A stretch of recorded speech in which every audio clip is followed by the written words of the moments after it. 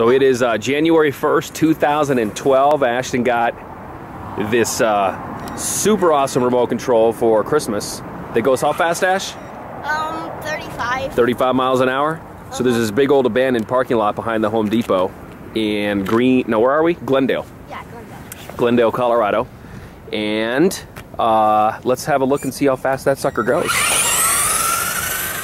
Whoa.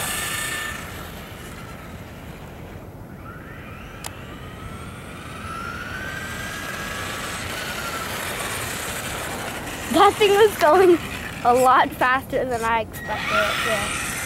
Where are you heading? Watch. Steering it around the pole.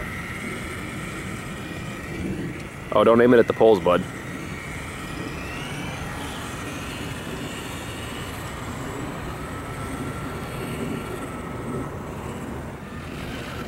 At what fast? Pretty awesome.